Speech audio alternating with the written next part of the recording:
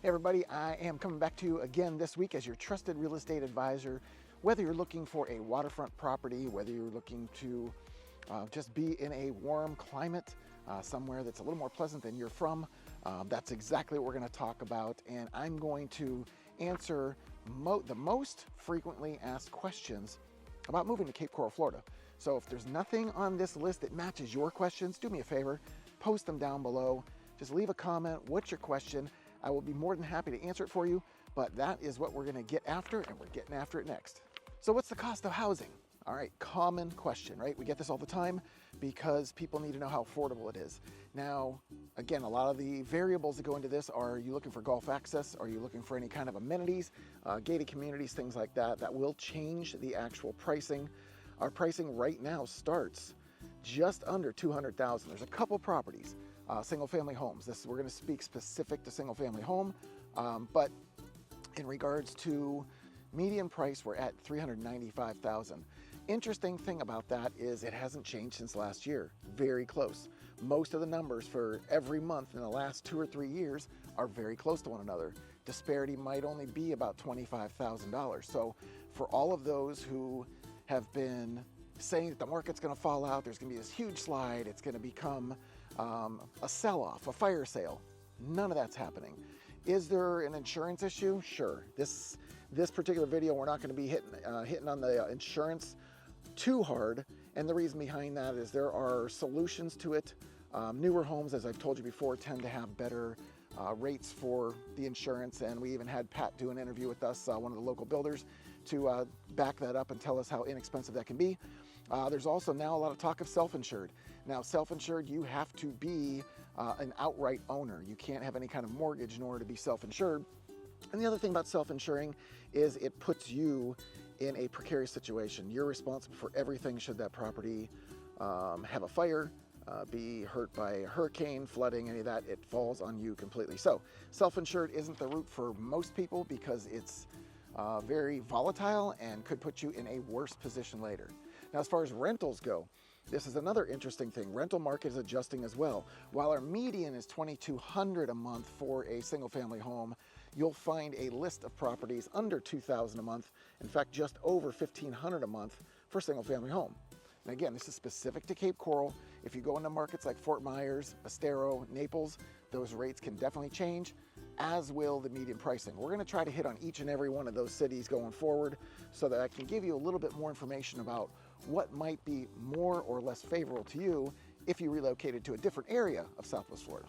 Now, right on the heels of that question would come, well, what are some of the best neighborhoods in Cape Coral?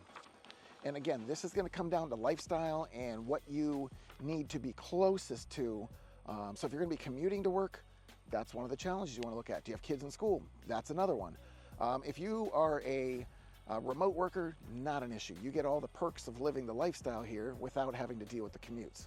So I can see the allure to that. But one thing that you have heard me talk about before, we're going to talk about briefly here, is when you talk about best areas to live, you talk about the quadrants. We have 4 quadrants here, northeast, southeast, southwest, northwest. And each of them offer something different. As you may know, Southeast Cape is heavy, heavy, heavy on golf access canal homes. Also the Southwest, to a somewhat similar, possibly lesser degree, same thing. You may have heard that the lock is being taken out, the Chiquita lock on the southwest side. There are pros and cons to this. The pro is that it's finally being done and people will be able to pass through the area much easier. It'll be less dangerous going through the lock, but the lock is going to be shut down for at least 3 months in order to have this taken care of, and it's going to go all the way up and through June of 2025. So if you're behind that lock, you will not have access to your boat once they start that construction, and you will be, for lack of a better term, locked out of using your boat anywhere outside of the canal system that's on the southwest side. The northwest is obviously one of the quieter areas because there isn't as much commercial and retail up there yet.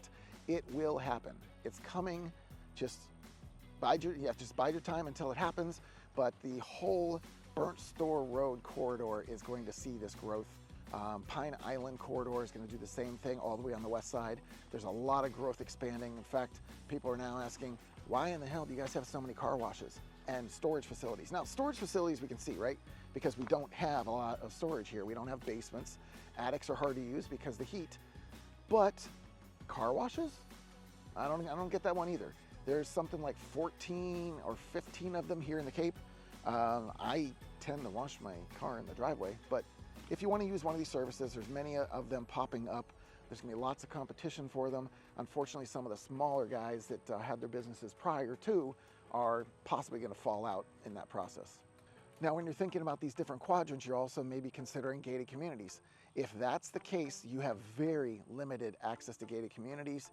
Cape Coral does not have a lot of them, but that also goes to say that we don't have a lot of HOA control here either.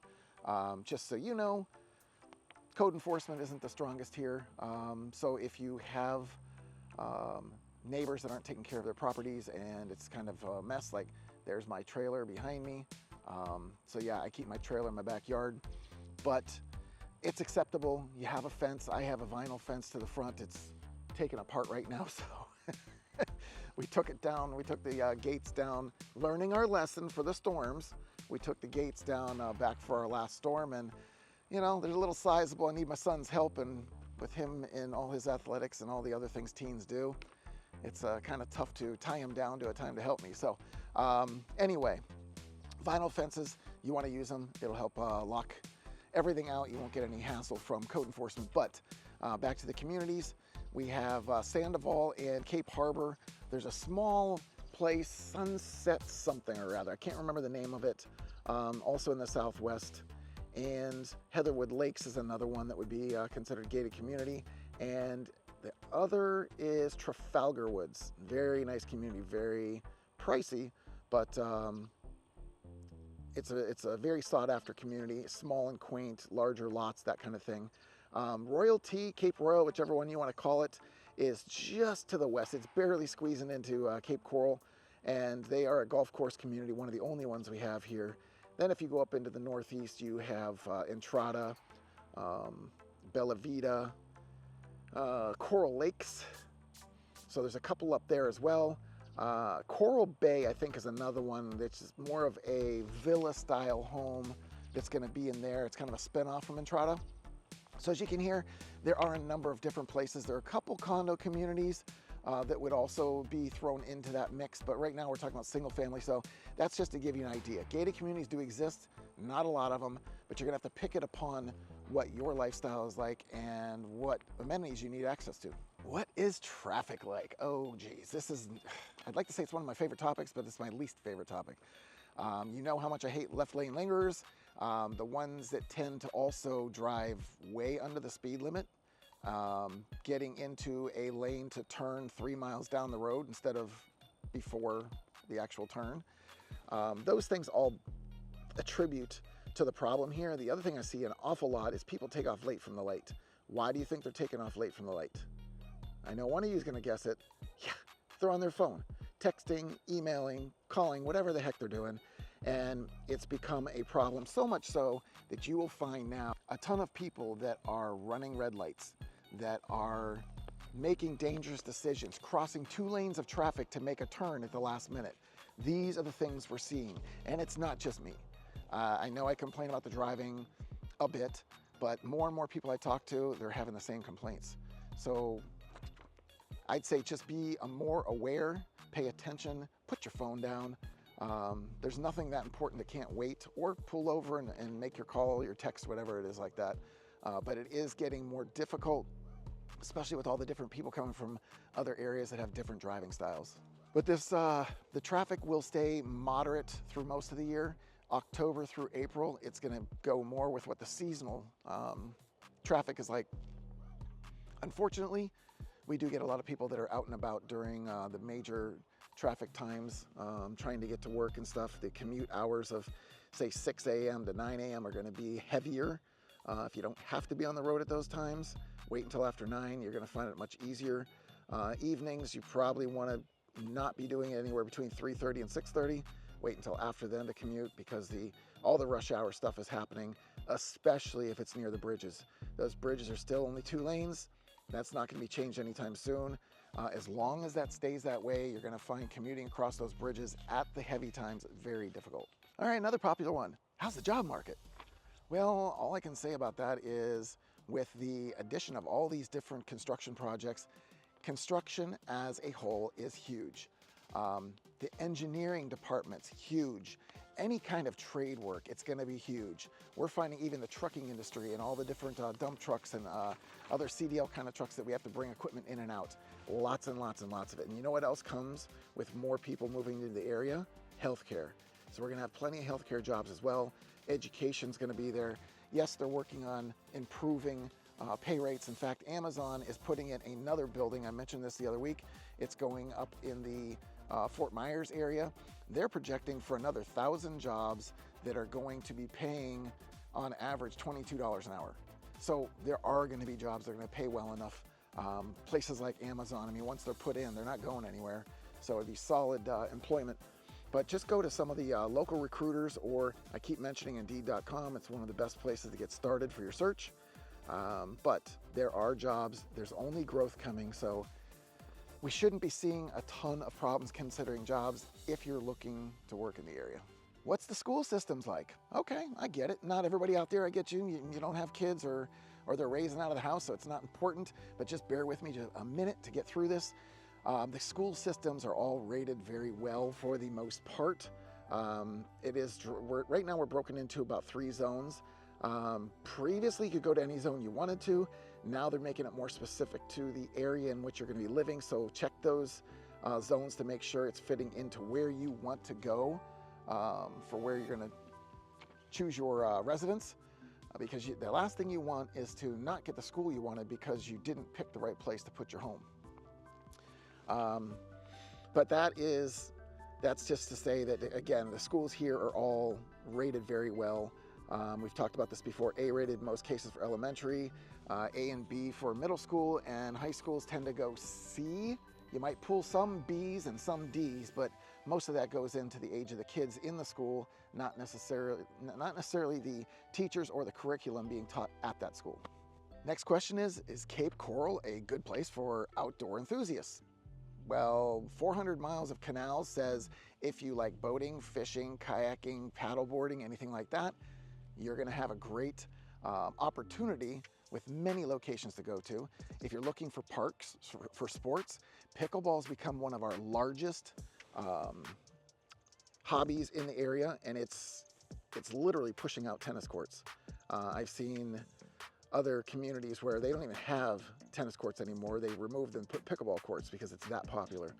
So parks here, we have walking trails. We have the city of Cape Coral has new parks planned to come in throughout the next few years. We already know about the JC Park transition, where it's going to be probably a little bit more of an attraction to most people, but it's going to lose the good old Florida charm that it had. More modernized. It will have more amenities, and this is just one of the many. The food truck park, we've talked about that. It's coming in. It'll be finished here in this next year.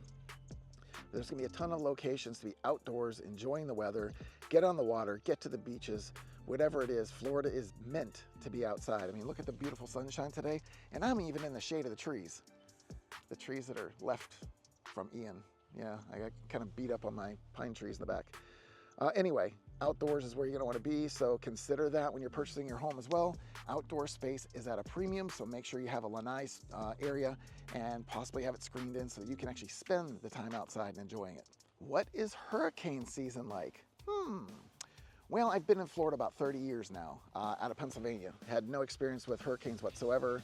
I was actually kind of excited to see my first one or go through my first one just to know what it was about. There really is nothing to be afraid of. And if you are afraid, get out. We have plenty of time to know it's coming. Secure your home the best you can. And in fact, what we're seeing now as big changes is there's more and more fortifying of homes in the off season so that the next season that comes around, you don't have to worry. And when I say fortify, that means things like if your home does not have impact windows, you just have shutters, or maybe you don't even have shutters, put the impact windows in. It is I'm gonna say, for me, it's almost a necessary thing for the next home I buy, only because the difficulty or the time restraints or the disdain for just having to put up shutters. I don't like it. So it's one of the things that you will be looking at doing. Also the building codes, they're always trying to improve them to make it stronger. And generators. Generators are starting to be added to many homes. I was going through a neighborhood down in Estero, I think it was the Esplanade, and just about every home I passed had a Generac on the side of the house. Absolutely crazy. Haven't seen it. Now, that neighborhood has some more expensive homes, a little more affluent there, so people are trying to protect what they have and not go through the inconveniences. If you remember the other video on Estero, you'd also remember that the elevation is higher there, so flood risk is not as high for them, but they're still going to have wind damage as a possibility. So still very important to fortify the home and have backup power in case the power lines go down. What's the vibe of the community? Okay, well, the community of Cape Coral is a little bit more laid back. There's not as much commercial and retail here, so it is more neighborhoods. It is more, you know, gatherings, things like that. But it's just got this little bit slower pace. I will say though, if you get on some of the main roads, you wouldn't know it. The people racing around you, and I'm not going to admit to saying that I'm one of them. I'm just going to say that sometimes I'm a little bit more relaxed than others, and that relaxed mindset is kind of also taken into our entertainment venues. If you want to go into a place like, unfortunately, Boathouse, they're going to have to fix that one up, but that was so laid back and chill. It's kind of like Rum Runners, almost like a Fathoms. So you picture yourself at a happy hour, just kind of chilling at the bar next to the water, listening to the music, watching people come and go. That's the vibe here. It's just laid back. It's supposed to be more just enjoying this outdoor area that we have right at our fingertips, and there's not much to bother us here. And in the winter months, in season, there's live music almost anywhere you go. If you drive down the street in the downtown area or anywhere that has any entertainment value whatsoever, roll down your windows, you're going to hear live music. And I guess that just piggybacks right into what's the nightlife and the dining like in the area. Nightlife is, you're going to be probably limited to things like back streets for some live music. You might get, if you're into country, you can go to Dixie Roadhouse. It's a line dancing place. They have a mix of folks there, and you either like it or you don't. That's all I can say about it. There are going to be a number of other venues that just have either live music or pipe the music in. But nightlife probably isn't as ample as it could be in some other areas. Like we already know Naples and downtown Fort Myers are going to have some options there. We do have the Tiki Hut here, the Tiki Bar, and the Monkey Bar. Those are other options for you. But again, very limited, generally a little bit smaller. Torched is another one out to the west side, and it has its music as well.